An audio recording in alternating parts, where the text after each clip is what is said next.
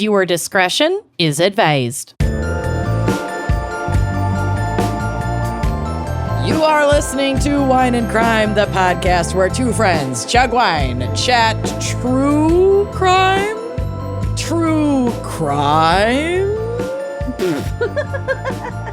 Today might be a deviation, or it might not. And unleash our worst Minnesotan accents. My name is Amanda. And my name's Lucy. And my God, do we have a very special fan pick for you this week. I can't believe we've never done this. I've been looking forward to this for months. Generations. Mm-hmm. I'm so excited about this one. I'm so excited about what both of us ended up doing for this one. And this comes from Anonymous, which is fitting because the topic is Bigfoot Crimes. Fucking Bigfoot. Sasquatch. And I have a theory that Bigfoot herself has recommended, fan-picked this, and that's why they want to stay anonymous. She's emerged from the forest. She Yep. found herself some Wi-Fi. Yup. She And made the a first donation. thing she did Sent was us sit an there email. for 3 months. God bless. Thank you for being an Uncorked member, Bigfoot. It means a lot to us. It really does. It's really amazing. And the anonymous fan picker, who we're just going to be calling Bigfoot wanted me to pair a wine from the Pacific Northwest. Didn't have any other specification, just put, quote, just pick something from the PNW. And as it turns out, the PNW is a hotbed of Bigfoot lore. And so, of course, there's Bigfoot wine. Of course. Come on now. So there is an amazing wine called the Portlandia 2020 Big Believer Cabernet Sauvignon, whose label is a simple black drawing, shadow of Bigfoot herself in her iconic walk on the label. We'll talk about the walk. Oh, yeah. So the region, she's beautiful. The region that is the focus of my case today is where that original, iconic footage, quote unquote, of Bigfoot, the hoax footage, it was shot. Amazing. So we're going to be deep in Bigfoot country, specific Bigfoot country. It's cuckoo bananas. But yeah, this is a Columbia Valley Cabernet. It is a beautiful kind of medium-bodied, not too robust, very food-friendly wine. It is 14% ABV. She is a popper, so you are going to want a wine key, which you could procure if you don't have one at wineandcrimepodcast.bigcartel.com. And tastings.com describes her as, quote, dusty garnet color, aromas and flavors of mocha, red and black brambleberries, black plum, and herbs and black pepper with a medium to full body and medium to long finish that shows overtones of boysenberry, brambleberry, violet and rose, and blackberry compote with grilled sage. Sounds like Bigfoot's diet, honestly. Yeah, it really does. A solid all around and do a little of everything Cabernet. So this is a very versatile, yummy, middle of the road, just easy cab. She retails for $17. She's a silver medal winner, 88 points on whatever, Wine Spectator or whatever it is. It's a highly recommended wine. It's really fun. The label is so cute. And it's literally a Bigfoot wine, Big Believer. So I had to pair it. It met all of the requirements. Well, I'm so glad that we found such a good match for this episode. We sure did. But I didn't want to spend extra time on the wine pairing because we have so much to get to. So we're going to take a quick break to hear a word from our sponsors, and then we're going to dive in on the Bigfoot. I can't wait.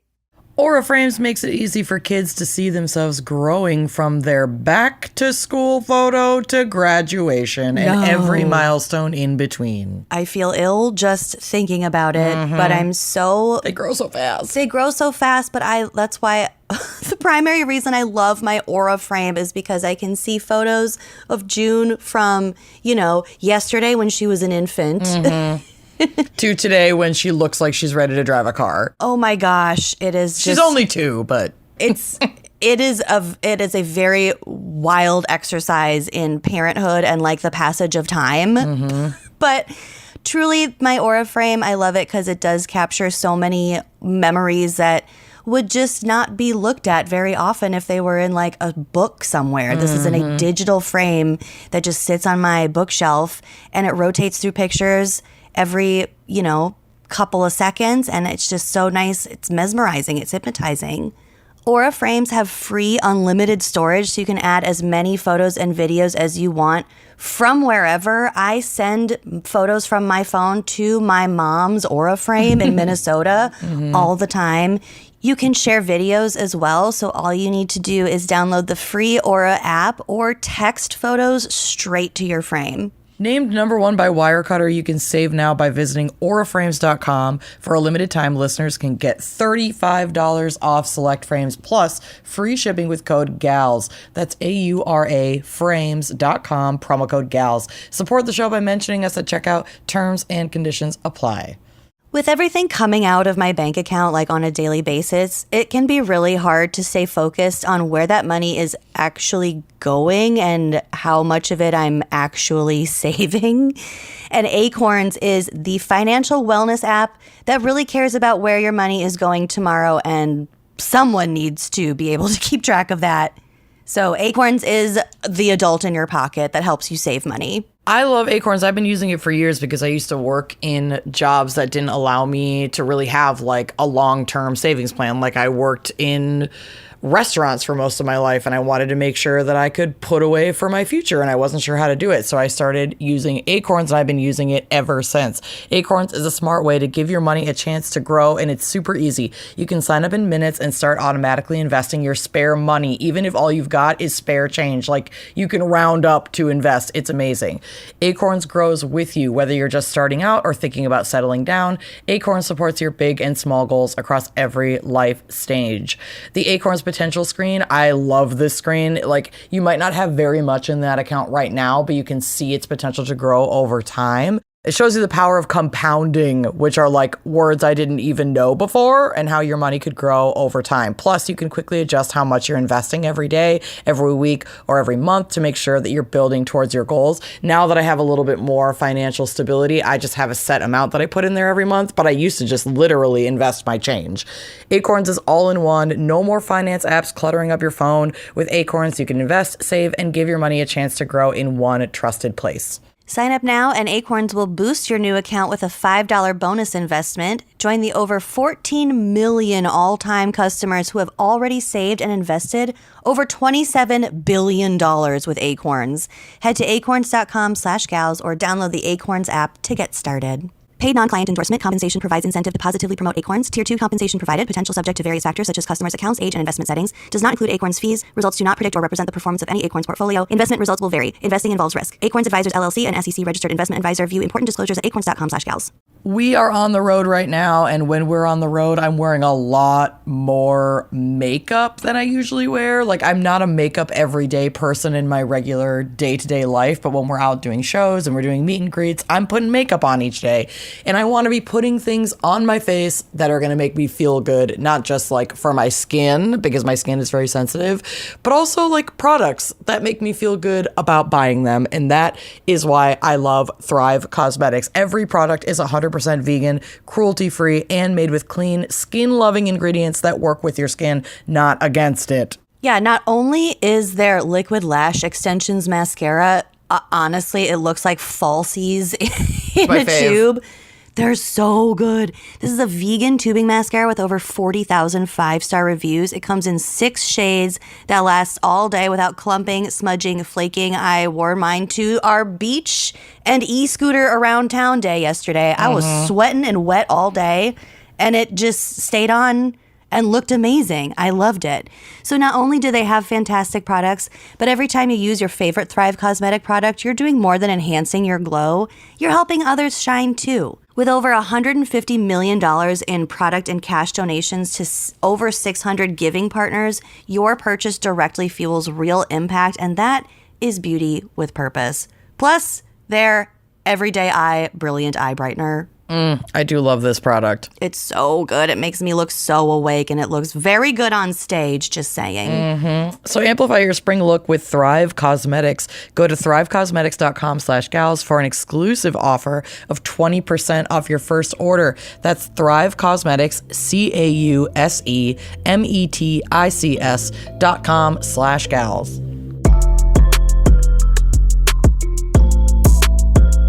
Okay, Lucy, what do you have for us for Bigfoot Crimes? Oh my God.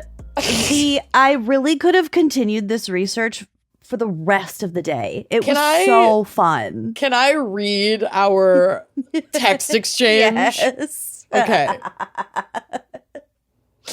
So, I said we were going to record at 2, and I said at 12:46, so well before 2, that I would not be ready. I said, I'm sorry, I will need more time, LOL. Most of my case is part of a docuseries, and I'm trying to watch parts of it to get more information. And Lucy writes back in all caps, is it Bigfoot took her? And I said, no, it's called Sasquatch on Hulu. Don't worry, I'm going to break down the whole doc. And she said, did it happen in 1987? I wanted to make sure it was not the same thing that I was watching. And I said 93, and she said, why are we almost the same person? I am doing the same thing with another docuseries. It was just about to text you if we could start at 3. So that's why we're starting late today, because we both had to finish our digital research. And I threw up a little bit. That you threw up carrots. Yeah. It was straight carrot. Oh. It was beautiful vomit, but all right. Anyway, no more carrots for Luce. Loosey goosey. Can't keep a carrot down, Fitzgerald. That's what they call me. Okay, right. Let's let Bigfoot heal you. This research was, as I said, delightful. Wikipedia was just delivering. Oh, so yeah. I'm kind of going to jump around because there's endless things to talk about. But I did want to start with clarifying Bigfoot versus Sasquatch versus Yeti. So they're all big ape-like humanoid creatures, and legends of these things have persisted throughout human history. The term Sasquatch comes from the Hulkamalum dialectic word for wild man. Okay. So the Hulkamalum are First Nations indigenous people in like the Pacific Northwest, like Vancouver, Western Canada, that area, where there are an awful lot of Bigfoot sightings. I have to ask, are you a believer? Are you a squatcher? Yeah, why not? I don't think that we should be so arrogant to think that we know everything about what exists on our planet. Literally, girl, you're inside of my fucking brain, because I know earlier today, docuseries. I was thinking to myself, I have to ask Lucy on the episode today if she's a believer. And I was like, if I ask her that, she'll probably ask me back. And I wonder what I would say, because at first I want to say no. But then I'm like, what hubris of me. Yeah. To think that I am aware, or even that human beings are aware of every species. Yeah. We haven't even discovered like 10% of the ocean. Some crazy shit like that. And There's plenty of shit we don't know. I follow some like marine biologists on Instagram. They're always posting, this is so exciting. We found a new species. Yeah. And it's like the craziest shit I've ever seen. So why not? Why not? Why not? I'm not saying I'm a believer. I'm saying that I'm a why noter. Like, it could absolutely be real. And you know what? If not currently right now, because we've like destroyed every possible fucking ecosystem on the planet. But that doesn't mean that there never was or were creatures like this that were elusive and then seen in the wild and handed down through generations of like verbal storytelling and verbal histories. Why not? Why not? Going back to the anthropological museum and seeing how creepy, tiny, hairy early humans were. Oh my God, the early human. They weren't humans, but they were hominid creatures. Yeah. And they were tiny. That was so wild. So weird. And so it's like, of course, say these are oral histories from even like genetic memory of that era where of course they saw the evolution of creatures much larger than them that could have been humanoid or walking on two legs. Like evolution was happening. It still is. Yes. Yo. You are going to really dig my segment today. Oh! Okay. We're going to get into all of this. We're going to get deep into all of this. Also, not to mention, it's just more fun to believe that Bigfoot is out there. It's fun to go hunt for Bigfoot. It's a shame we don't have really hardly any evidence that they're there, but heck, let's go try. Yeah, it's fun. Go outside, touch grass, hunt Bigfoot. Yeah, why not? Look for her. This is from Newsweek.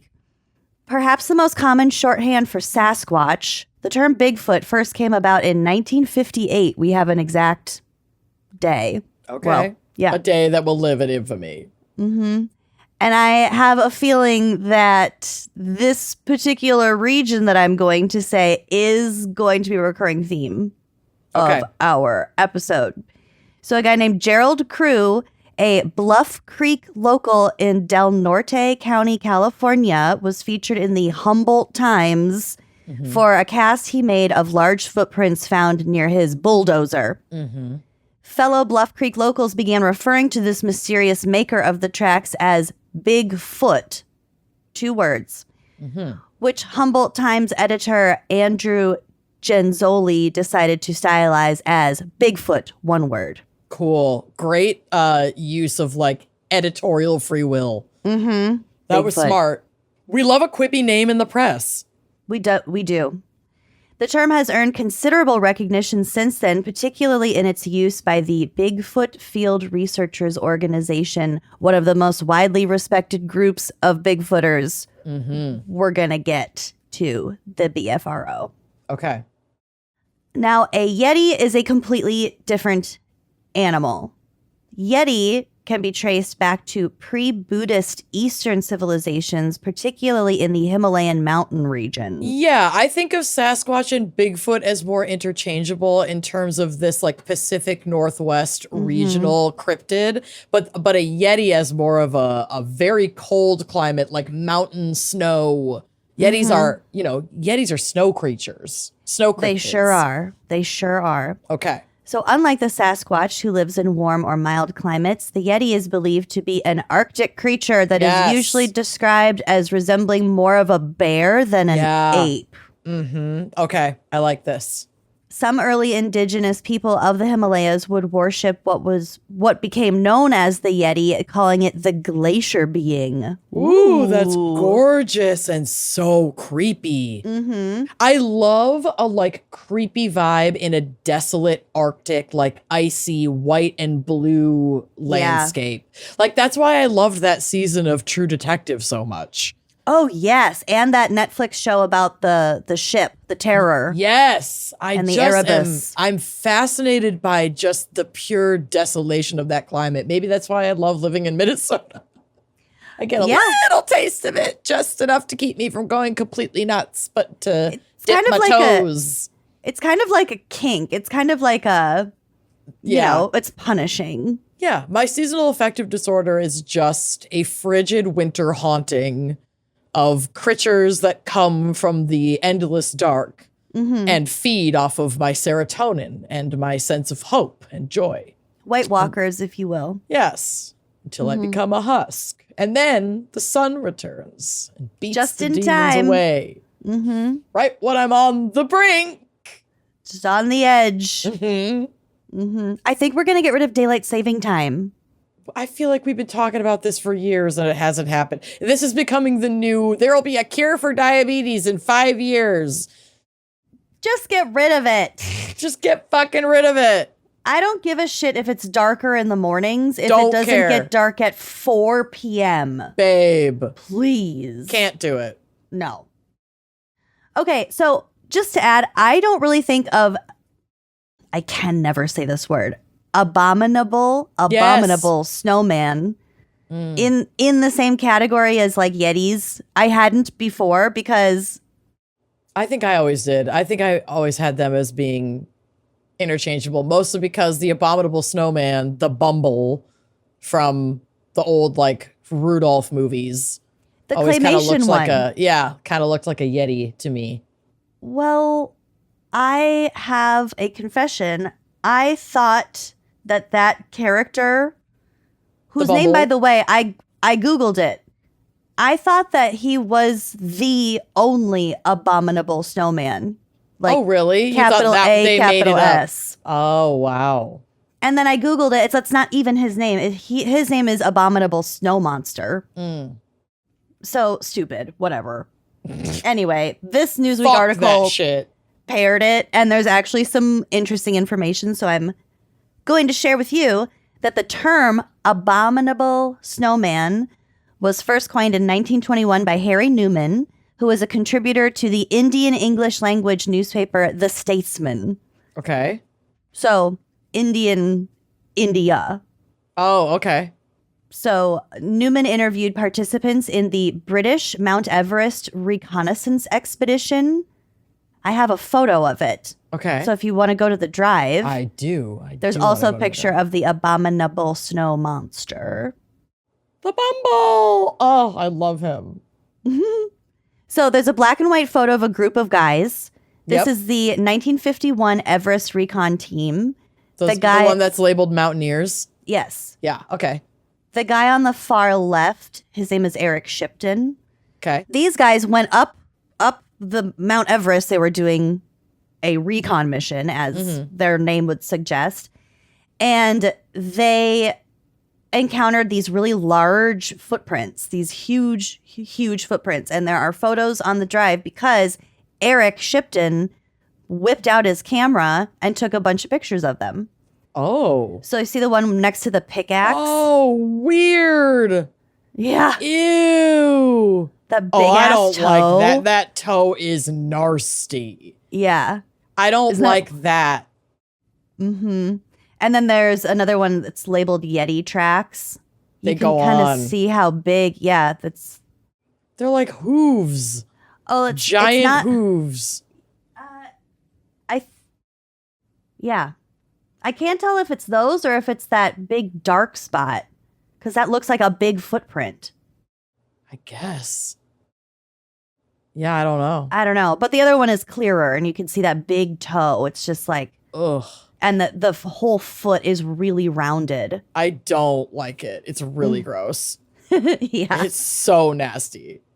Okay, so he interviewed these guys, and their guides had declared that they were left by what they called metogangmi.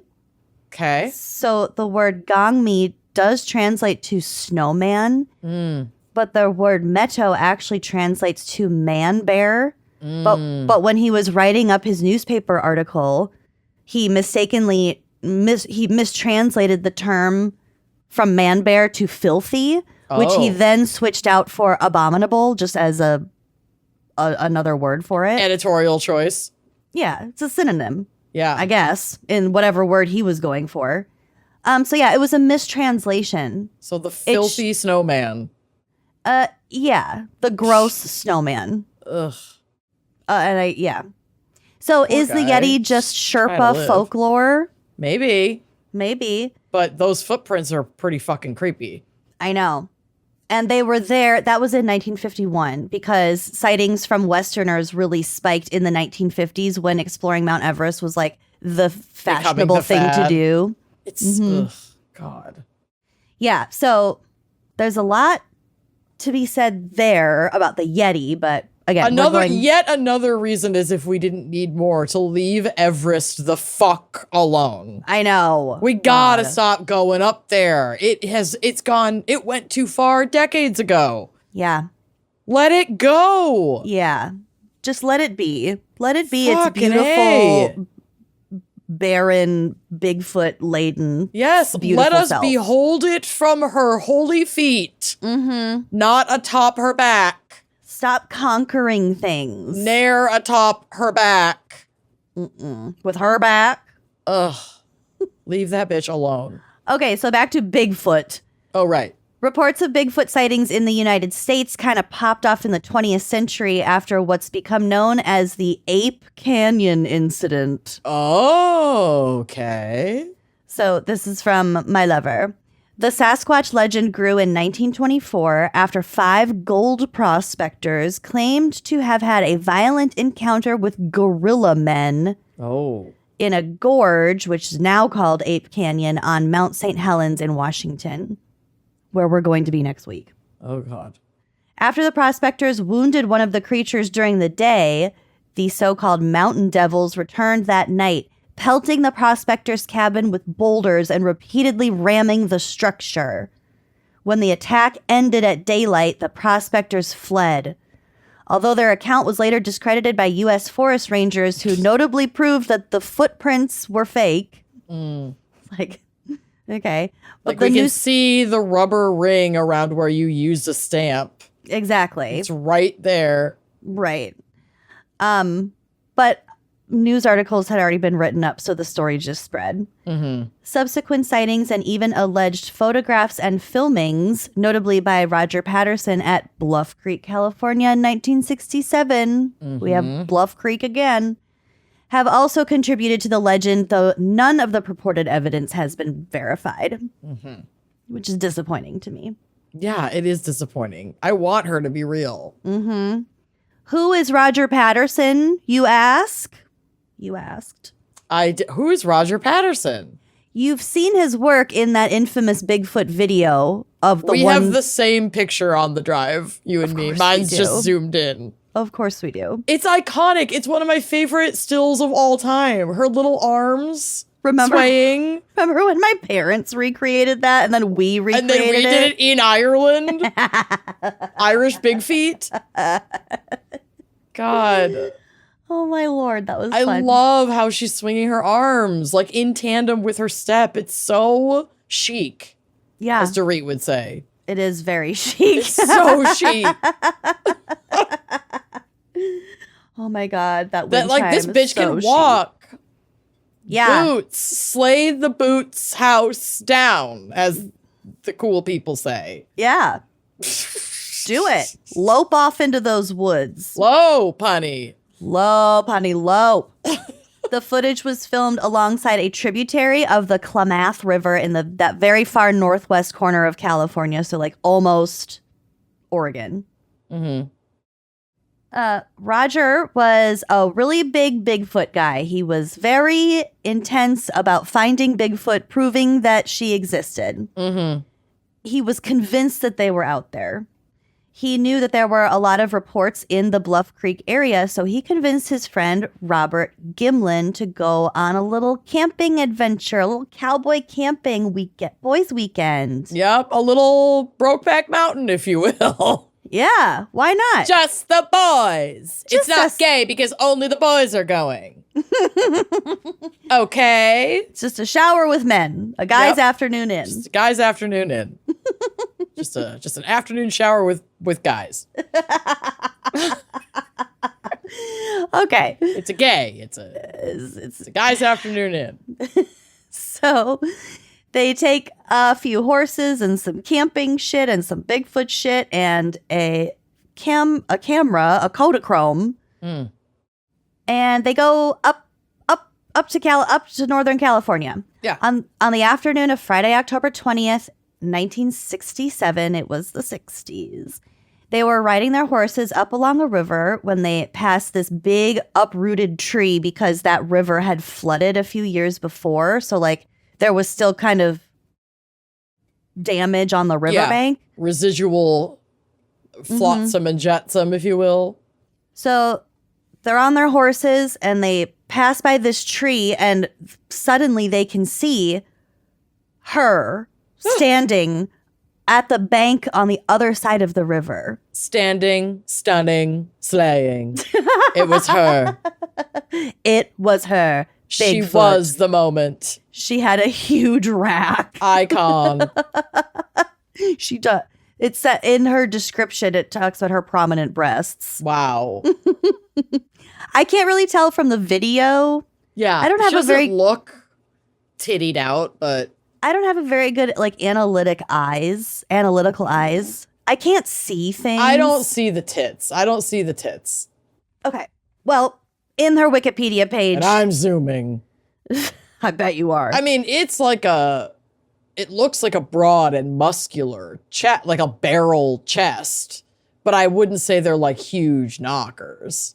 Well, Unless the knockers are blending in with the back arm, maybe. And so they I'm have not described seeing them. her because he got as close as like 60 feet away from her. Okay. So he could see her. But anyway, they see her on the opposite bank. Roger's horse kind of freaked out for a second, and he estimated that it took about 20 seconds for him to calm the horse down, get off the saddle, run to the other side of the horse, get his camera out of the saddlebag, and start filming as he crossed the river and was trying to get closer to it. Mm-hmm. He was more or less chasing it, and that's why the footage is really shaky until he stabilizes it. So the film shows what Patterson and Gimlin claimed was a large, hairy, bipedal, ape-like figure with short, silvery brown or dark reddish brown or black hair covering most of its body, including its prominent breasts. Mm-hmm. Mm-hmm. They named her Patty. Okay. So that specific Bigfoot has been named by them as Patty. Patty Boombalatti with the big titties. Big titty Patty. Mm-hmm. Over the shoulder boulder Poor holder Patty Patty. Pierce. Poor Patty Pierce. We're gonna, girl, you might be big titty Patty now. Better than Big Dick Amy. We could bring back Big Dick Amy. I love the story of Big Dick Amy. It's one of my favorite stories.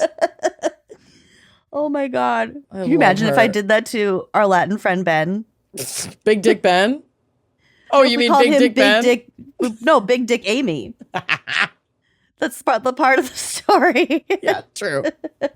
Okay, all right. In the film, Patty looks back over her shoulder before disappearing into the forest. That's That her iconic look back. Ooh, Her she runway is- look back. It's her signature look back. It's amazing. It's basically a twirl right before you get to the end of the catwalk. Twirl on that. Gone with the Wind, fabulous. She spins into the forest, She does. never to be seen again. Oh, But not before she does a death drop. a death. Patty! They did not get that on film. The film ran out. Oh, God, Patty. What if that was part of their claim? I would lose my shit. I want to see Sasquatch do a death drop, Patty do a death drop so bad. I need that drag set. Oh my God, I love this. Ballroom, Okay. drag. Oh, it's too good. She's Patty Gonia. She's Pat. Oh, Patty. Okay, so they tracked her for a little ways, but they were freaked the fuck out. Like, they were like, we were kind of in shock because she was right fucking there. So they did have a rifle, by the way, but they had agreed that they wouldn't shoot anything if they saw it. They just had it for protection. So they went back to camp to gather their plaster, and then they go back to the site where they saw her, and they found the two best footprints, a left and a right, and they made a cast of each. So this film and the entire ordeal has been like analyzed and debated for so long. I think it has largely been debunked as us as I'm a hoax. keeping the dream alive. But we love Patty. She's love an Patty. icon. Yeah. She's an icon. That So- cannot be debated. That like is every Sasquatch, Bigfoot like logo image, every single one that you see, the That's one her. you're picturing right now is from this iconic footage. Yeah. So From hoax her or look not, back. definitely a hoax. But it doesn't matter. It's too good. It's too good. I'm choosing to believe because I don't give a shit Hell yeah, if girl. it's not true. You know? I love this. I have nothing to lose. So anyway, that's the little backstory of allegedly what took place with the love. Bigfoot Zapruder film. Although there are indeed a lot of sightings in the Pacific Northwest, they do happen all over the place. Mm-hmm. So a guy named Joshua Stevens, he made a heat map of sightings from data that he pulled from the Bigfoot Field Researchers Organization, that BFRO. Mm-hmm. Which, according to the group's website, tries to document, quote, the presence of an animal, probably a primate, that exists today in very low population densities. There's a decent amount of sightings in Minnesota. Obviously not as intense as like Northern California up the PNW, but we've got a few here in the Midwest. Well, in just a couple minutes, I'm going to tell you how you can search your specific area for Bigfoot sightings. Cool. So the map, which uses reports from 1921 to 2012, shows there's like 3,300 different data points that he pulled to make this heat map of Bigfoot sightings. I'm so curious why there are so many in Florida. There are a lot in Florida. Florida has a lot. Well, particularly like, Appalachia is also a hotbed, which I was expecting, but Florida. It's the Ohio Panhandle. It's the Ohio River Valley specifically. Okay. And also the Sierra Nevadas. Yeah. And the Mississippi River Valley. Mm-hmm. So fairly lush places. They're all kind of wet places. Yeah. So his analysis also includes a chronological timeline showing a rise in reported sightings in the late 1970s, perhaps coinciding with the release of several B movies about the mythical creature. Amazing. So people just had Bigfoot on the brain. Hell yeah. And then Patty was a sensation. She was. Interestingly, another spike in reported Bigfoot sightings occurred between 2000 and 2009. So like the Bush years, like we had to believe in Iraq something. War. Yeah. Why Maybe. not let it be Bigfoot? Exactly. Now you're getting I my get it. drift. I get it. So, coming back to the Bigfoot Field Researchers Organization, its website is incredible. Okay. I took a screen grab of like the banner at the top of their homepage. That's what this is? That like fucking Punisher looking. Like a Sasquatch. The eyes. Yeah. It's like a Sasquatch mixed with the Punisher. Or maybe but it looks Captain like, Planet, kind of. No, if you kind of like zoom yourself out, it almost looks like Pacific Northwest, like indigenous folk art. I think that's what it's supposed to be. I hope so. Because, okay, I'm going to give you an incredibly embarrassing confession. But I watch a lot of Grey's Anatomy, and all over the hospital, they have in Grey's, like, indigenous folk art that is a specific style to that Pacific Northwest region. Well, and that's it really looks very cool. much like this. Like, you'll see, like, whales and, like, eagles and, like, all these beautiful animals and creatures that are indigenous to this region that are depicted in this way. So I think that's what this is supposed to be. I hope so. The eye sockets really pushed it towards Punisher territory to me. Yeah, because they're doing a blended overlay of like a realistic depiction of the eyes and brow and like surrounding fur on top of the nose of a Bigfoot. So it's a confusing, listen, I'm not saying it's good. I'm saying I think that's what this is trying to be, and I would love some people to either validate or correct that thought. I'm going to go with that again because I have no skin in that game, and I would like to think that it's not a Punisher adjacent anything. So that is sort of the vibe of their website. I'm obsessed. Okay.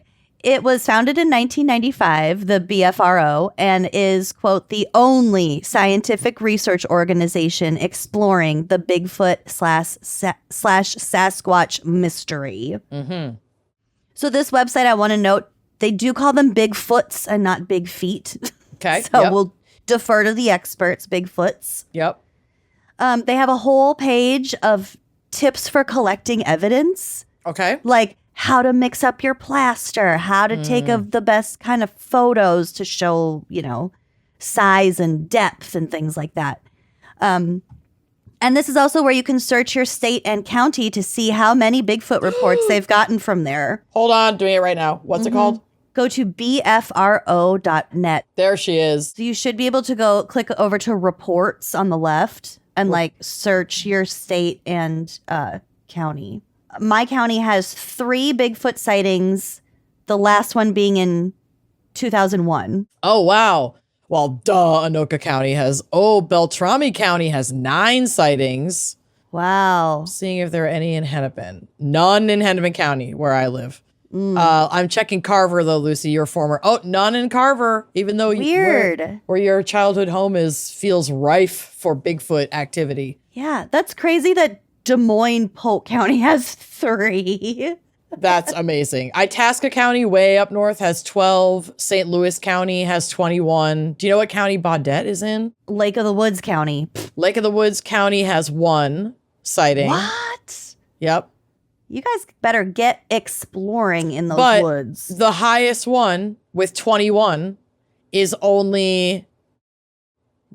there's only 1 county in between Lake of the Woods and St. Louis County. So it's not that far. Like the next time we're up there, we could go Sasquatch hunting in St. Louis County. There's been 21 sightings there. Wow. Then we're getting close to like Boundary Waters territory. So that's probably why. Because if you look up, I'm looking at the county map. It's St. Louis County also includes the border of Canada, which is that very watery, literally the Boundary Waters border. That makes total sense to me. And then Lake of the Woods, like where the lake that your dad's cabin is on that big chain of lakes up there.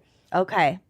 Oh, there's gotta be Bigfoot. Biowater source, a lot of heavily wooded. The Boundary Waters for sure is probably how we're getting all these Bigfoot sightings. Yeah. Yeah. Yep. Fuck yeah. Look at us investigating.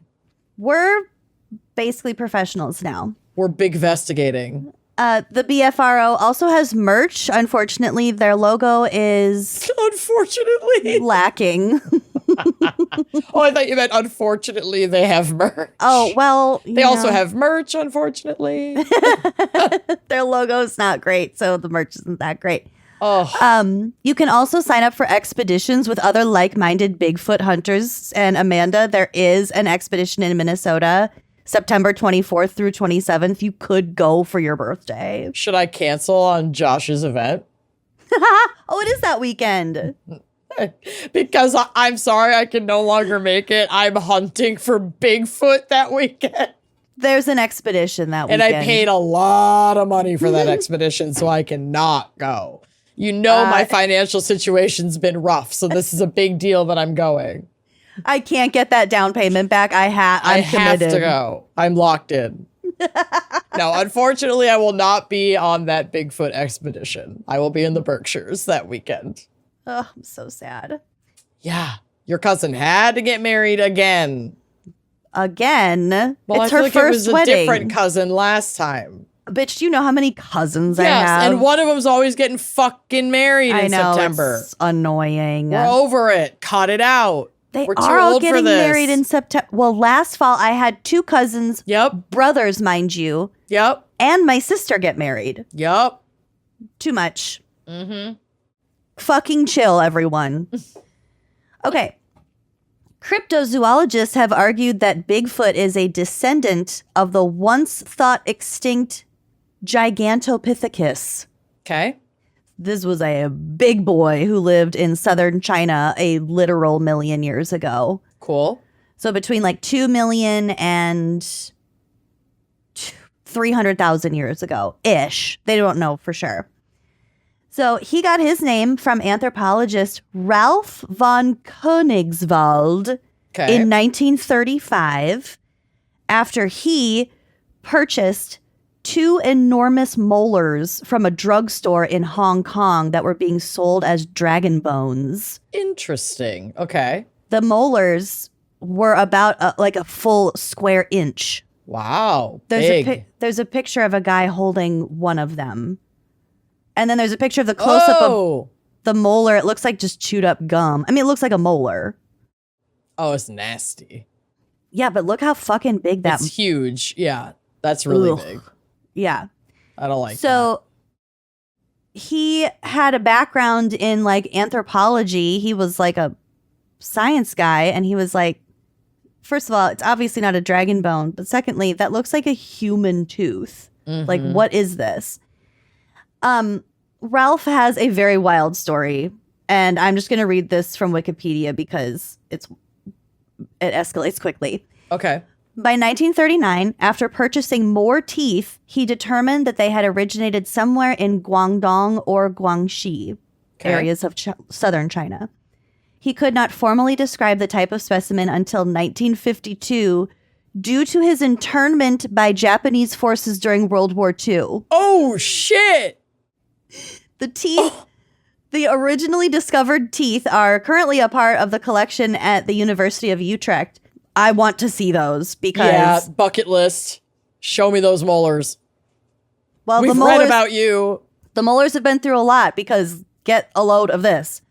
While on Java, the island of Java, with the onset of World War II, this guy, Ralph, put the Gigantopithecus teeth in a milk bottle and buried them in a friend's backyard before being interned by Japanese forces. Oh my God. After the war, he recovered the fossils and moved to New York City and could not continue the research on the subject. Oh!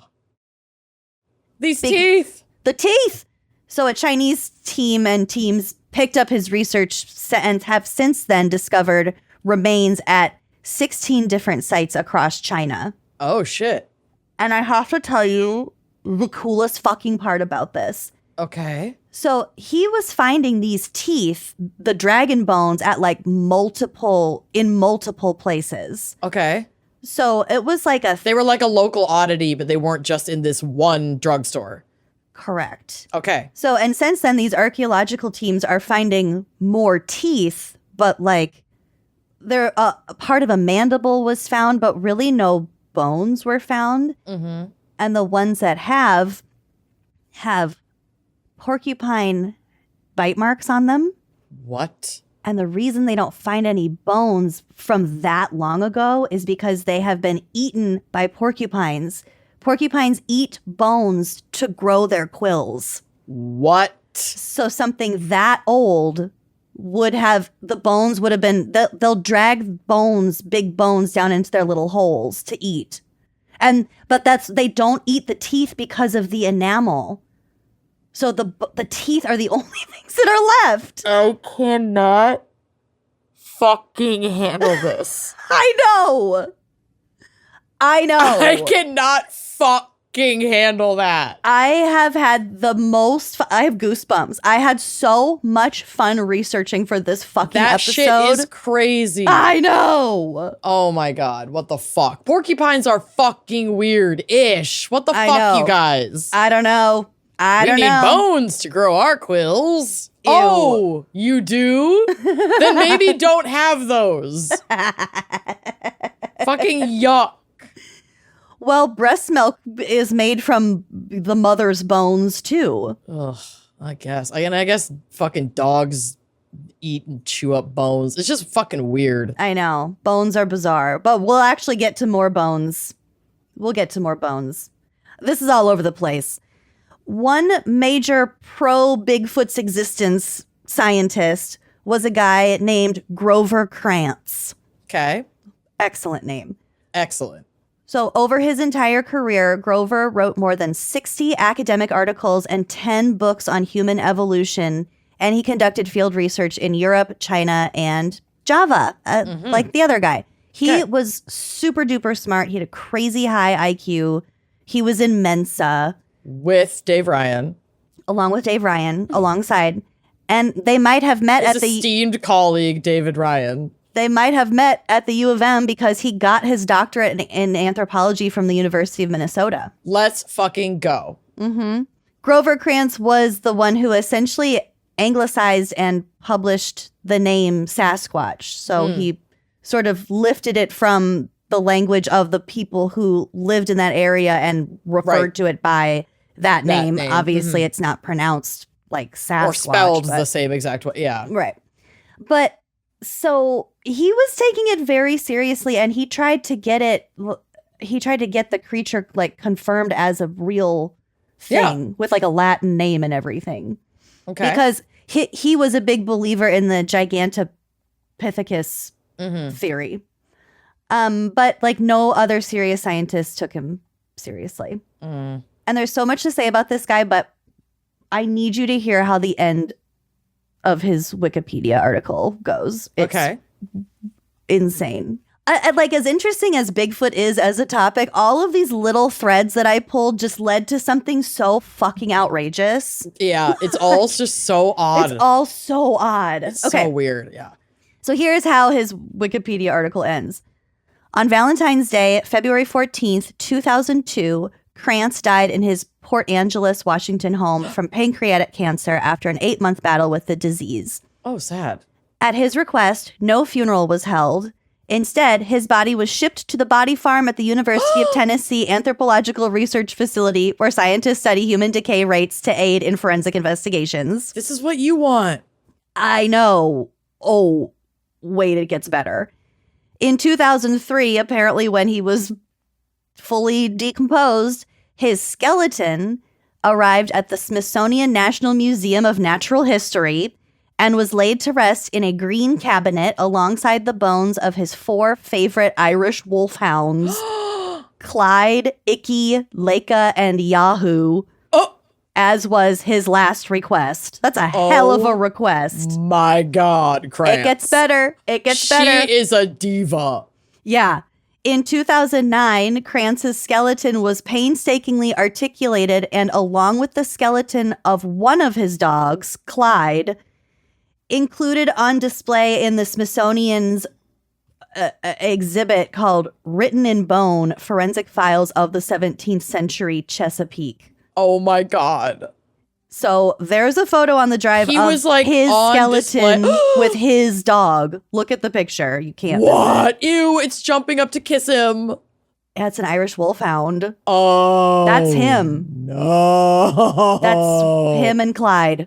That's crazy. Isn't No, that so few people know that those are the remains of a Bigfoot truther and his dog. People are just...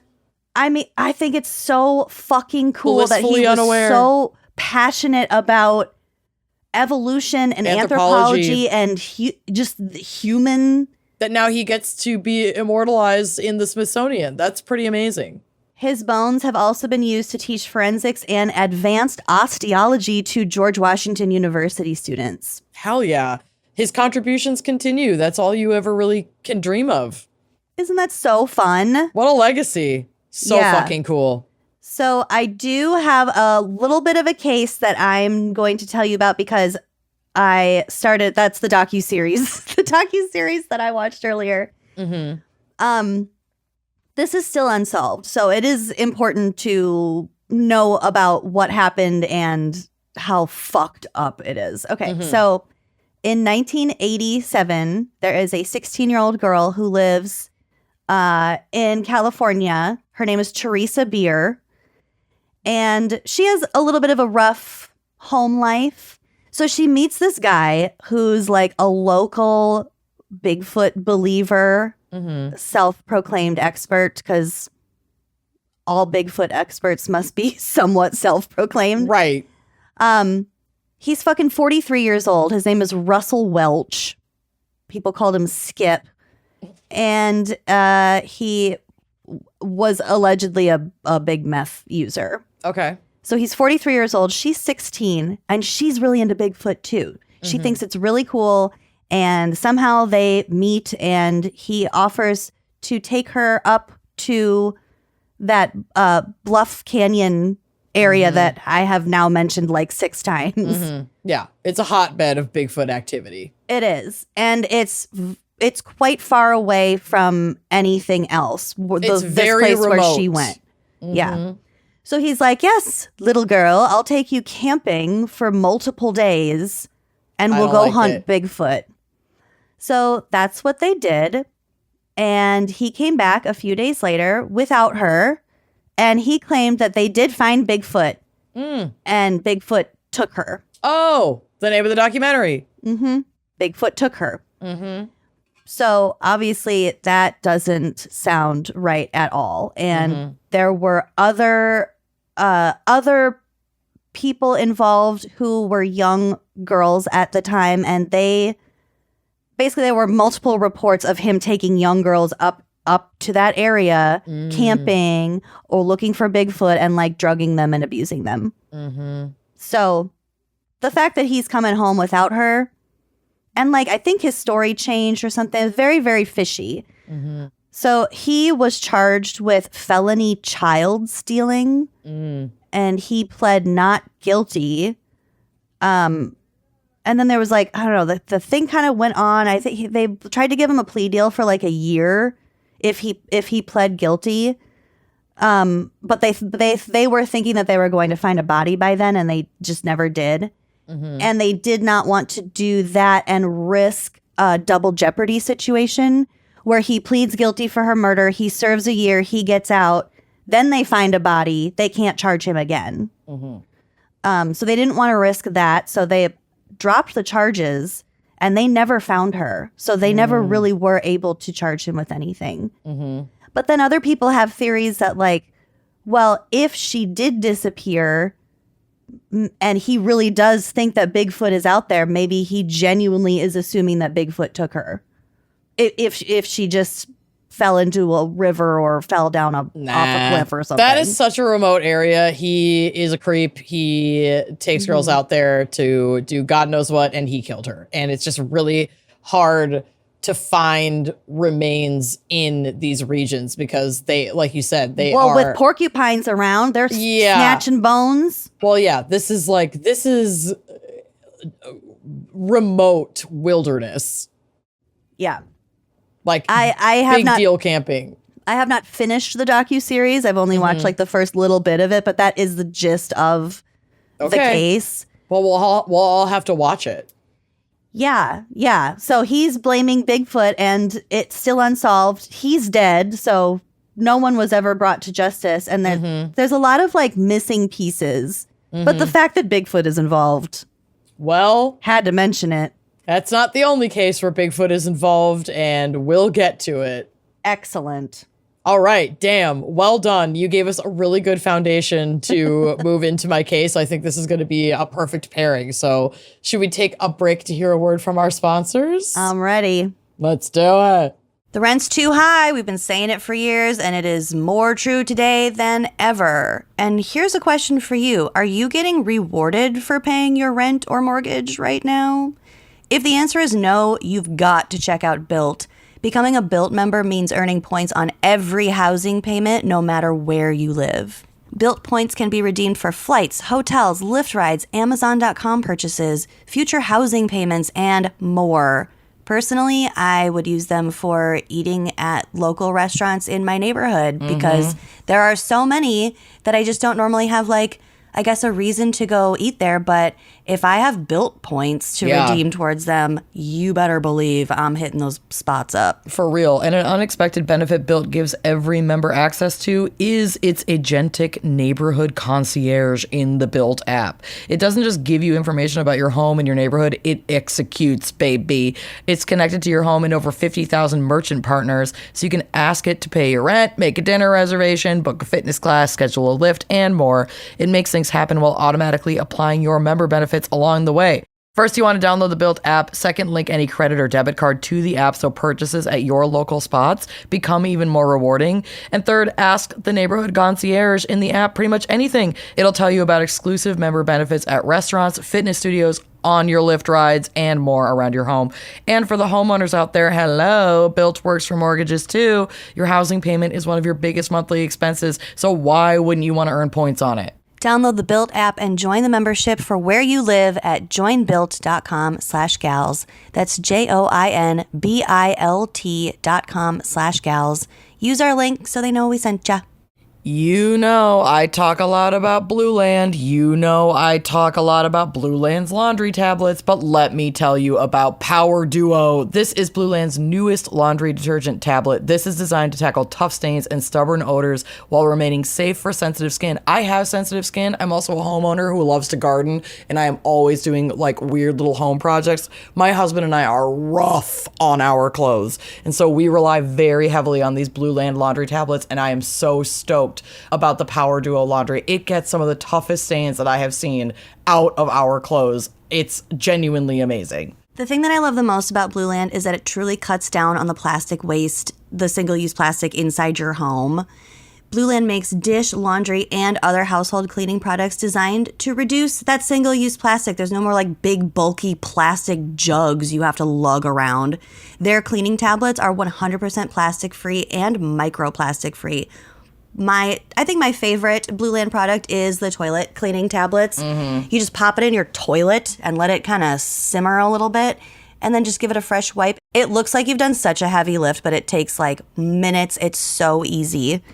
And like Amanda said, their laundry tablets are so powerful. They're everyday laundry detergent tablets for everyday loads. Again, these are plastic-free, microplastic-free, and plant and mineral-based cleaning ingredients.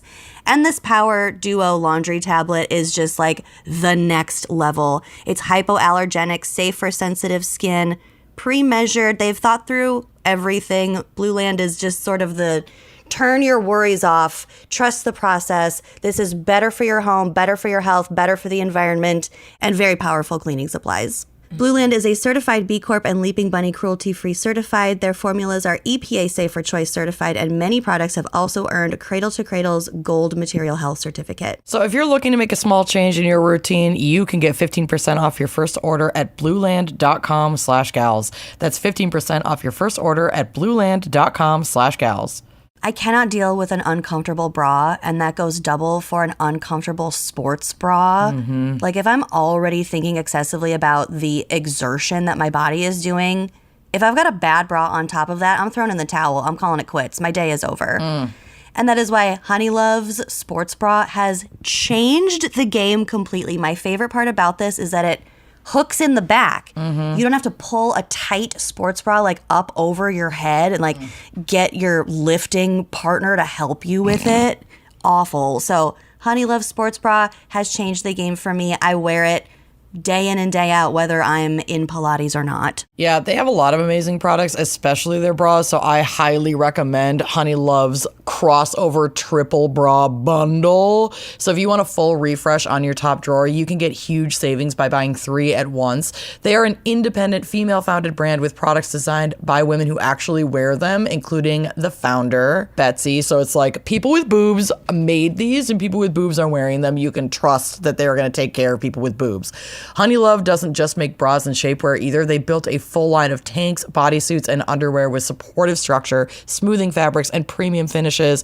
And they recently launched their new crossover contour bra. I do love this bra. This features their best-selling wireless crossover bra design, plus built-in molded light foam pads. So if you want a little extra support and just like that contoured shape, that's your girl. Treat yourself to the most advanced bras and shapewear on the market. Use our exclusive link to save 20% off Honeylove at honeylove.com/gals.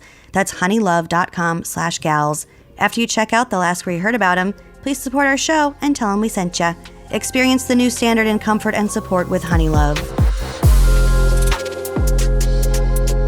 All right, so yeah, let's just dive into my case. I'm just gonna go for it. Everything will come to light soon. Okay. So, the Emerald Triangle is a tri-county region in like basically the northwesternmost corner of California. Oh, the Weed Triangle. The Weed Triangle, consisting of Humboldt, Mendocino, and Trinity counties. This is an area that is widely considered the unofficial capital of cannabis because it produces more cannabis crop than any other area in the United States. The emerald in its name refers to the green color of the plants, which thrive in the region's temperate, Mediterranean-like climate. Weed is really happy growing there. I have a couple like weed farm pictures on the drive that you can look at to see how gorgeous and happy those plants are. My God. What does this have to do with Bigfoot, you ask? We'll fucking get to it, okay? The region's history as a cannabis hub began in 1967 during the Summer of Love in San Francisco. It was the 60s in both of our cases here. This led to a countercultural back to the land movement, which is not the same as land back. This was very much more of like a white hippie movement. Yeah, communes and gardens and shit. Yep, where individuals sought refuge in the wilderness of Northern California to live off the land and grow cannabis. However, the culture shifted significantly in the 1980s due to the government's camp raids, and camp is an acronym. Camp doesn't mean they were raiding these like hippie camps where people were living. Camp stands for Campaign Against Marijuana Planting.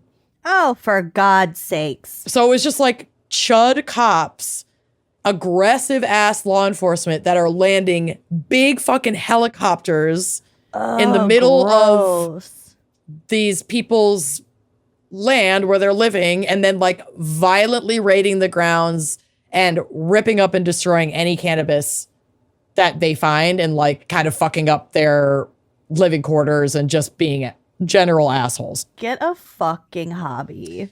These aggressive law enforcement actions drove some growers deeper into the mountains, like deeper into the wilderness, and fostered a culture of heavy paranoia and lawlessness that turned some peaceful farmers into the worst versions of themselves.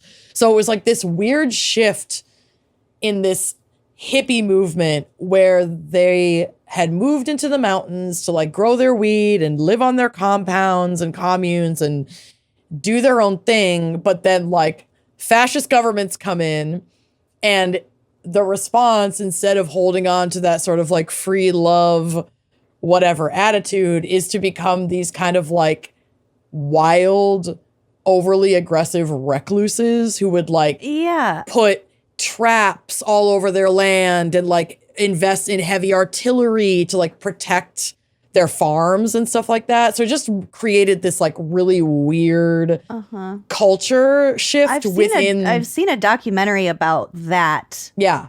Because, well, like the government coming in and being so fucking crazy about it forces them to get shady about things. Yes. You're not going to stop that. No. So the government instigated violence, surprise, creates more violence. And all of this is just to kind of paint a picture of what the region is like, because it's like on the surface has this reputation of being this free love hippie encampment. Everybody's just growing their weed and like living off the land up there. But there's kind of this like dark, more violent underbelly of how things actually operate up there that we're going to kind of get into. Like mafia stuff. Yes. So while beautiful, the Emerald Triangle is known for being treacherous. It has historically high homicide rates, specifically in Humboldt County, and a high number of missing persons cases. There were a couple of reports that, at least at the time that this documentary that I'm going to talk about, which came out in 2021, this Emerald Triangle, these three counties had the highest rate of missing persons reports per capita of anywhere in the United States. Oh, that's something else that they talk about, because that's where Theresa Bier went missing. When this is like a remote area that is not highly populated, which is why that per capita thing really matters. But there's a lot of migrant workers that come through there. It's these like small insular communities, farming communities, a lot of cannabis farms, and that kind of post-camp aggression still lingers there, protection over the land and over the crop on the land. And there's still black market growing that's happening there. So there's even like some cartel activity. And it's like, it's kind of a nuts part of the country.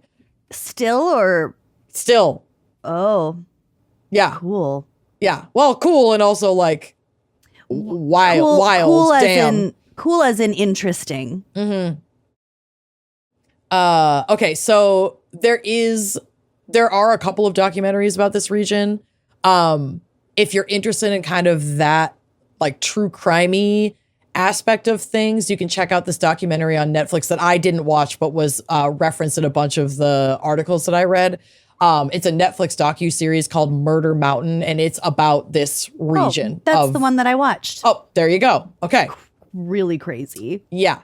So that's more focused on like the true crime. This is the documentary that I watched is a different crime in that area, but I'm just going to dive in because it's weird, because it's like, we don't have stuff on record because the crime hasn't even been investigated by official channels. Oh, okay. So this is all based on an experience that an individual had in his 20s that he later investigated, because he's now an investigative journalist, in his like 50s, like almost 30 years after the fact, or his late 40s, whatever. So a 1993 triple homicide in the Emerald Triangle is a dark piece of local lore that inspired the 2021 Hulu docuseries Sasquatch. The series is presented by a man named David Holthouse. Now an investigative journalist, back in his 20s, in the early 90s, he worked on a cannabis farm in the Emerald Triangle. I think he was in Montesino or whatever county. He recounts being warned by other seasonal workers of a Sasquatch in the region that taunted remote cannabis farm workers. He recalls one dark, rainy night in 1993 when some workers came back from patrolling the farm in a like manic state, clearly panicked, and reported to the owner of the cannabis farm. They're all like hanging out in the cabin after a long day's work, right? And these like two guys come bursting in an absolute tizzy and tell the owner that they had found the remains of 3 people who had been torn to absolute shreds out in the woods, like torn limb from limb. They found like pieces of them. And this guy who's now an investigative journalist, David Holthouse, he had been working. He's like seasonally working on this farm, just like a white kid in his 20s working on a cannabis farm for the summer. Yeah. He and like another dude that is also working on the cannabis farm are in the cabin, like listening to all of this, like, this sounds fucking crazy. What is going on? Just kind of like quietly listening. So according to the story told to Holthouse, 3 cannabis farm workers were discovered at a nearby site having been, quote, torn limb from limb in what was described as a savage attack. A frightened witness who claimed to have found the remains insisted that the perpetrator was Bigfoot. The witness argued it could not have been a typical, quote unquote, rip-off, which these were common on farms in the area where people would just come steal crop. Because while the cannabis crops had been trampled over, like there was clearly signs of like a struggle, they were left there entirely intact. Nothing was stolen. He didn't hear anything else about this incident. He never saw the bodies himself, this guy, Holthouse. He had no idea if any of it was true. He remembers the farm owner after these, like, shooing these guys out of the cabin, basically, and after they left being like, well, that was weird. And everyone kind of was, like, awkwardly laughing. They didn't go investigate? Nope.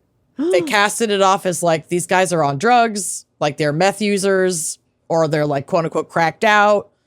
Whatever, what the fuck, they're telling crazy stories, like whatever. No concern about who the bodies might be or anything like that. Which is telling and creepy in and of itself. Yeah. But, you know, this guy, Holthouse, he's in his 20s. It's like, okay, yeah, I guess. Cast it off as a weird joke. Sticks to his job. His job ends. He's never back there again.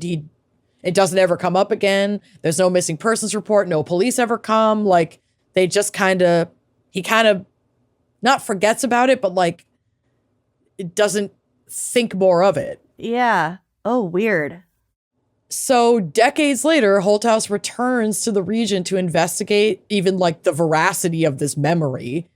And he had to infiltrate this highly closed world of these remaining kind of generational back to the land growers that are still there and like living in that region, and criminal organizations, while he's looking for the truth of what happened that night. And that's what this docuseries is about. It's only 3 episodes. It's a 3-episode arc.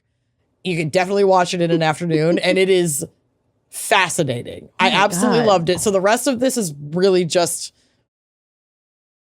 a spoiler. So do with that information what you will. Even if you listen to all of this, I still recommend watching it because it's much more detailed than I'm able to do, but it's good.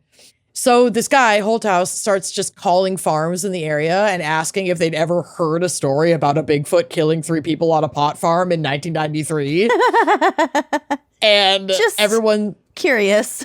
And it's like there's footage of him on the phone with like farm after farm after farm of them just like laughing and be like, what the fuck are you talking about? I've never heard of that. When that was not fruitful, he hired a private investigator to look into it. This is a quote from Vogue magazine. The first episode touches on the gonzo community of Bigfoot hunters up there. otherwise known as Sasquatchers, goofy burnouts, one of whom is proudly wearing his Bobo's Bigfoot Tours t-shirt. This is where the 1967 Patterson-Gimlin film, the gold standard of Bigfoot footage, we're told, of a stomping Bigfoot, Patty, was captured. So yeah, Bigfoot is a big deal up there. Basically, the two big industries are cannabis and Bigfoot in that region. I'm into it. Let's go. Pack my bags. Pack your bags. If you want to watch a retired cop literally sob his way through a retelling of his own encounter with Bigfoot, then watch this docuseries. And that moment is so cringe, but really worth it. Oh my God. So yeah, like I said, I'm about to spoil the rest of it. Definitely still watch it. It's quite good. So around the same time that Holthouse finally finds a cannabis farmer who had also heard that story of a Sasquatch killing 3 people, Holthouse gets a call from that private investigator that he had hired. And the investigator quits the job and is like, dude, you're getting into some serious like drug-related crime territory, and I advise you like not to do this. Oh my. This is not a good idea. I'm not fucking with this. I'm out. Holthouse did not heed this advice and got more information from the one farmer that also had heard the story, a guy who goes by Razor. I love that. I know. Why not? Because why not go by Razor? Yeah. So he's like, yeah, I've heard of that story. Yes, I'll talk to you on camera. He recalled the victims being Mexican men who were working seasonally on a farm in Mendocino off the winding and remote highway Spy Rock Road. And I do have a screenshot from a Google map of that road. It is really like twisty, jagged. Oh, yeah. This path switchbacks. Yeah, it's like one throughway through those mountains, and there's a fuck ton of cannabis farms up there. Creepy. This path through the mountains was notorious for its overprotectiveness, as it led to many remote pot farms that the owners had come to fiercely protect. This heightened security is a combination of like remaining sentiment from those camp raids during cannabis prohibition that spiked the price of cannabis and also created a need for a black market. And to this day, even with legalization, there's a large black market production percentage in this region of California, with cannabis even going to cartels for distribution outside of the regulated legal market. So there's actually a lot of California cannabis that even goes to like Mexico, where cannabis is completely illegal. Yeah. So folks are protective of their farms to the degree that they will booby trap their properties, have security armed with AR-15s, and even make deals for protection with the Hells Angels, who would patrol sections of the highway. And there are a lot of murders and shootings that are unsolved but reported along that road. Ooh, that's so creepy. Yes. Very creepy. Not packing my bags for that road. No. Holthouse interviews with the locals also revealed a deep history of racism between the white residents and the farm owners, white residents and farm owners, and the Mexican residents and workers that goes back generations. He believed the victims were part of a mostly Mexican workforce that often faced, quote, ugly relationships and racism from white farm owners in the area. So some of that protection that we're talking about is not just from possible theft or like government overreach, quote unquote. There's a lot of like libertarian sentiment among these kind of hippies turned not quite MAGA Republican, but like not that far off. They would call themselves on me. Yeah, they would call themselves more libertarian, but it's really just like MAGA that prefers to live off the land. It's like kind of two heads of the same beast. But anyway. Big 2A guys. Yeah, big 2As. And big naturals. So some of that security, some of these white farm owners had some deeply xenophobic theories that these migrant workers, predominantly from Mexico, were not just coming to do seasonal work, but to infiltrate and either steal the ideas of or fully from the inside take over, steal the farms from the white farm owners. Well, yes, of course. Of course they're insidious and plotting to take your shit. Yep. So Holthouse eventually gets together with a handful of retired growers from the area who were growing in the early 90s, like around 93 when he remembers this happening. And they refused to be on camera, but they did agree to talk to him about the murders that he was looking into. And he recounts that conversation. These growers even went as far as to give Holthouse the name of a man who had been overheard bragging about, quote, killing 3 Mexicans in the 90s. Oh. So Natch, Holthouse tried to seek this guy out. To mitigate risk, the name of this alleged killer is never released in the documentary. It's always bleeped out. They only ever talk to him over the phone. And they talked to him? They talked to him, and his voice has changed. All we know is he's an older white dude who is affiliated with the Hells Angels. Whether that means he is a Hells Angel or just has close connections to them is not made clear. Has their merch. Yeah. My favorite guy in the documentary, this old indigenous man named Ghost Dance with like super sweet hippie vibes who knows everyone and spills all the local tea and is loosely connected to everybody. He also wears an amazing hat. He is sitting down for an interview and he's like, oh, you want to talk to so-and-so? And the name is bleeped. He's like, I can definitely get that connection. He's like, I've got a backhanded way to get you connected with this guy. I'll get you on the phone with him. So he fucking does. He gets Holthouse on the phone with him. So in the third and final episode of the documentary, the alleged suspect gets on the phone with Holthouse as long as his voice and identity remain concealed. He admits to being in the on the Spy Rock Road or in the Spy Rock Road area since 1991 and says, quote, Spy Rock is not the kind of place where it's a good idea to go riding around asking questions. Holthouse then asks him directly about the Sasquatch murders, and the suspect claims not to know what he's talking about and then abruptly hangs up, and we don't hear from him again. Another interviewee claiming to have heard about the murders reported that the murders were ordered by a local farm owner because he believed the 3 men had gotten his daughter addicted to heroin. Another had heard the 3 men were taken out in a cartel hit. Despite the different stories he's hearing, a few details remain consistent, that the victims were 3 Mexican, quote, trimigrants, which is what they would refer to these seasonal workers that would come to work on the cannabis farms were often called trimigrants because you trim the cannabis. Kind of creative. I guess. That the Hells Angels kept being mentioned and connected to this area and to this murder, and that it happened in this area off Spy Rock Road. Thinking back on his memory of the night Holthouse heard the frantic report of the murders, he wonders if the guy who said it was Bigfoot had said a Bigfoot did it or Bigfoot did it, like a nickname.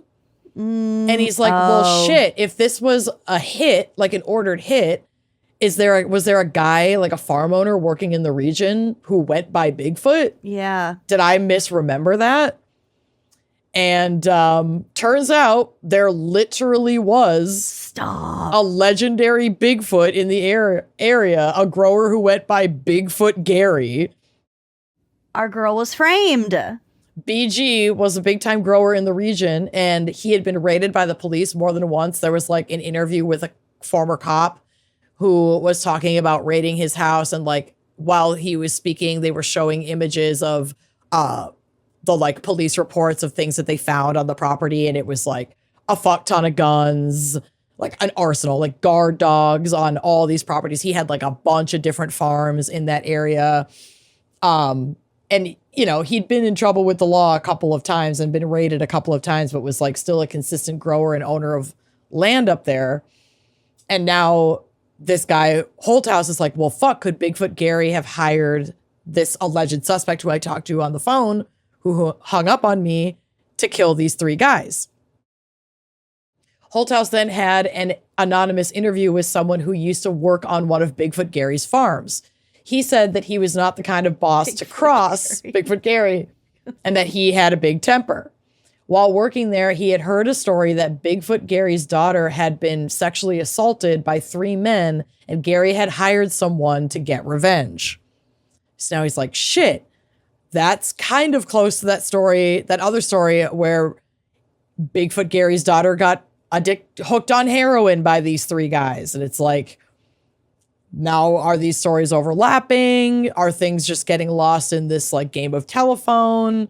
Are these consistencies like meaningful, adding up in any way? We're trying to figure this out. In a phone call with Bigfoot Gary, they finally get him on the phone. Oh my God. First, his wife Carolyn answers. Oh my God, this scene is my favorite because they're just asking Carolyn questions about Bigfoot Gary. And then finally they're like, are you the proxy for Bigfoot Gary? Or like, is Bigfoot Gary home? Like, could we talk to Gary? And you just hear her go, they want to know if you're home. If I'm your proxy, they want to talk to you. Like Gary's been sitting there the entire time and she's just been speaking for him. Because turns out you're Gary's actually on speaker. Gary's hard of hearing. So he was having her take care of it. But he eventually gets on the phone. But I was like, this is so fucking ridiculous. So What if his wife's name was Patty? Oh my God, that'd be perfect. Big Tit Patty and Bigfoot Gary. Big Tit Patty. Big Tit Patty and Bigfoot Gary would be an iconic power couple. So first Carolyn, but then backed by BFG, vehemently denied that they were even in the area in 1993, that they didn't move there until 1997. That Carolyn was like, none of this is true. What the fuck? And Holthouse is like, okay, well, why would people say this stuff about him? And Carolyn's like, I don't know the nice way to put this, but Gary's kind of a dick and people just don't like him in town. And they're making up stories about him. And so he's like, okay, so do you have a daughter? And they're like, yes, we do have a daughter, but she wasn't born until 2000. So she wasn't even alive in 1993. She wasn't around yet. So how could she have been hooked on heroin by 3 Mexican guys or sexually assaulted by 3 Mexican guys if she literally didn't even exist? Yeah. When asked if Gary knew, quote, the like alleged killer Hell's Angels guy that had been bleeped out that they talked to on the phone who hung up on them, he said that he did know him and that they had, quote, a couple of arrangements that were mutually beneficial during the big money days. So like the 90s were the big money days, but he's really vague about the exact timeline because this guy Holthouse keeps asking him, like, were you there in 1993? Because he knows that's the year that he was working on the cannabis farm that fall when he witnessed these guys come in and say that this had happened. Line it up. Make it line up. Yep. So basically, when asked if he like worked directly with that alleged killer, that Hell's Angels guy in the fall of 1993, BG denied and kept it vague. But Holthouse still determines pretty firmly that Bigfoot didn't do it. That's like a quote that he says. He says Bigfoot didn't do it. Okay.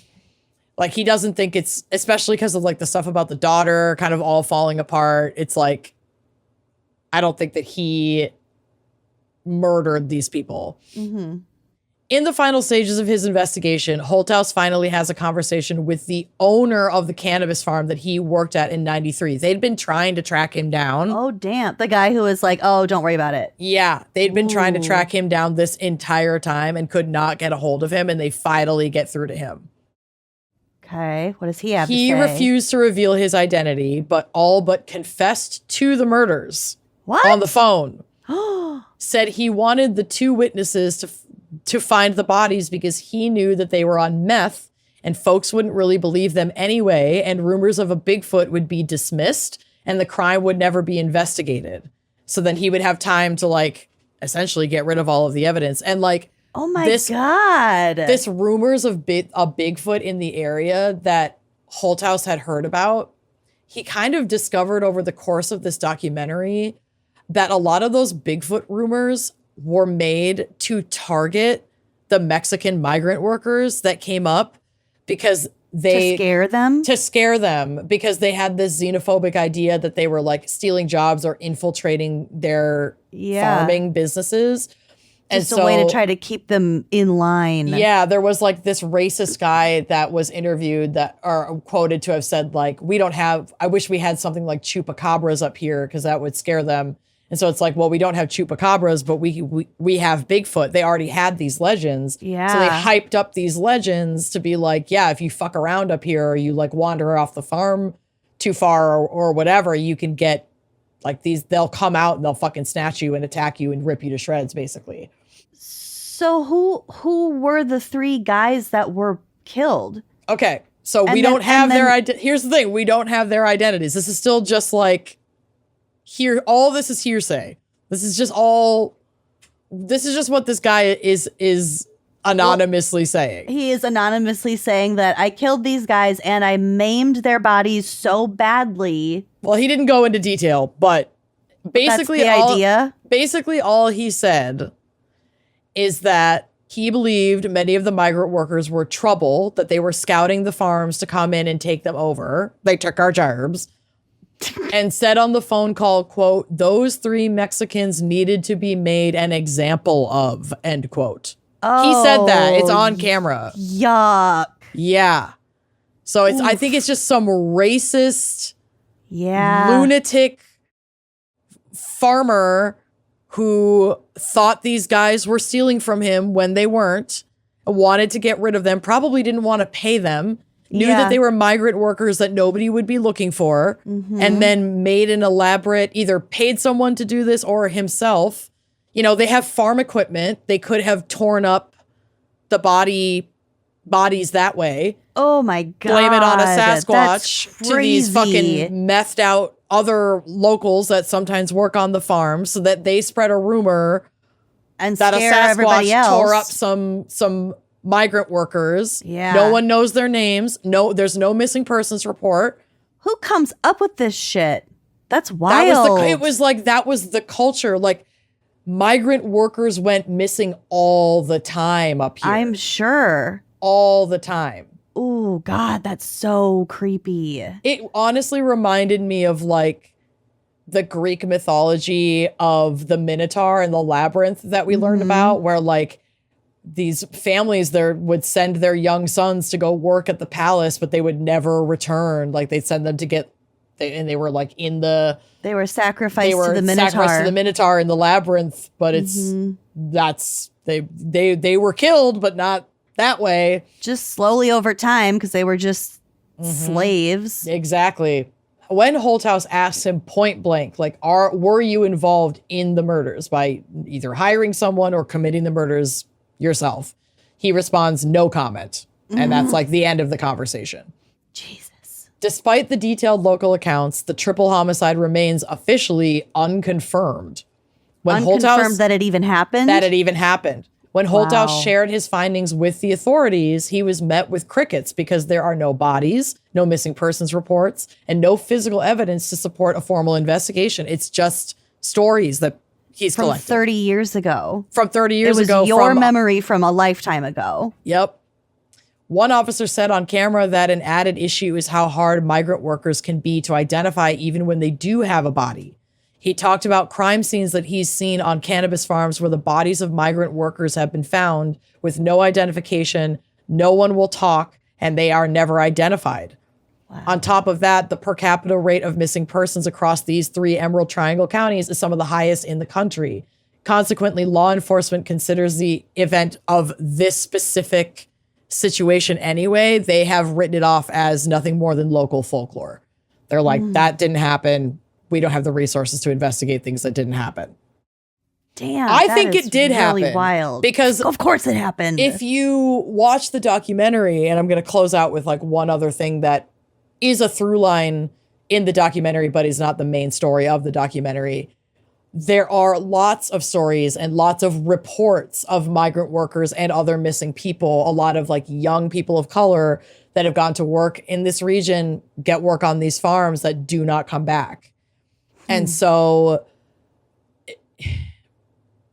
they talk about another specific case, which I'll kind of go over right now. So in an interview with Esquire magazine, when asked about his hopes for the investigation after the popularity of the Sasquatch docuseries, Holthouse said, quote, "What I actually think the police may get some traction with is the investigation of the murder of Hugo Olie Lopez, who was killed on a weed farm out by Spy Rock Road. He's not one of the victims in the murders that's the center of the story, but I think that there are people still up on Spy Rock that know exactly who killed that guy and why. And I think that this kind of publicity may jar loose some information, may shake some tips out of the tree for the cops that might enable them to finally make some progress on that particular homicide. That's my hope. We met some grieving family members of his and formed a real human connection with them. I would like to see justice done in that case, and I hope that this may enable some progress on that front. Oh my gosh. So while he was looking into this possible triple homicide, he learned about a lot of other murders in that area of seasonal workers that have gone unsolved, and not just murders, but missing persons cases as well. God, that's so so it's just one of freaky. those things where it's like, this will probably never be solved. Yeah. Because it can't Probably even be not. confirmed that it happened. Because, and one of the cops that they interviewed was even saying, like, even if we had DNA from these bodies, like, there's no way to cross DNA when there's nothing that can match. It's like having DNA doesn't, even if they had these bodies and they had some of the evidence from these bodies from 1993, it's like, all we would know then is that we have confirmation that a murder even occurred. That doesn't necessarily give us the smoking gun we need to solve it. Well, that would be, I mean, that's the thing with like the genomic testing or whatever, like the ancestry stuff. Because if they did run it through some database like that, they could potentially get a hit. But if they don't even know where to start, or whether they can't even confirm it happened. Yeah. Wow. But I do think it happened. I do too. And that phone call is chilling. I bet. That like final phone call. Yeah, you should go watch this for sure. So I'm gonna go ahead and wrap it up and let it be done. But it's so interesting, and like it's such like a quirky, funny, regional, like, oh, the Bigfoot. But it's also one of those, like, of course we can't have nice things, because even the Bigfoot was fucking used as like a xenophobic, racist scare tactic against a group of people, and then used as a cover-up in a potentially racially motivated triple homicide. And then victimizing those two guys who stumbled upon it, too. I know. Fuck. I know. Those poor meth heads. We're also 90s. pawns. Yeah. Hey, we both so talked about meth crazy. heads. Meth heads and Bigfoot. I think that there's a theme, there's a through line there that can be, there's a connection that can be drawn, let's just say. Well, anyway, that's my case. Definitely watch that. It's on Hulu. It's called Sasquatch. It's 3 episodes, very manageable. Check it out. It's produced by like the Duplass brothers. If you know who they are, I like a lot of their stuff. So and the one I talked about is called Bigfoot Took Her. Bigfoot Took Her. And then we've got, what was the other one? Harry and the Hendersons. Monster Men. That other documentary. Harry and the Hendersons. Murder Mountain. Oh, Murder Mountain. Yeah. Murder Mountain. Check that out too, about the region. There's probably some Bigfoot stuff in there too. Probably. Wow. This was a really fun episode. I loved this episode. So thank you, Anonymous. Thank you, Bigfoot. Thank you, Big Tit Patty. I hope we did you proud. We hope to spot believe you in the wild someday. Indeed. I need a with Bigfoot my tattoo. Shaky Kodachrome footage. I need a big titted Bigfoot tattoo. I want a Bigfoot like pin up with huge tits. We are going on tour next week to the Pacific Northwest. It sounds like a great time to get a big titty patty Bigfoot tattoo. A tattoo. You're right. It does. I have to go do some research. Okay. We got to wrap up. All right. Thanks for listening. Bye-bye. Like what you see? Check out more episodes and become a member to unlock exclusive content. Yeah, don't forget to like, comment, and subscribe. Bye.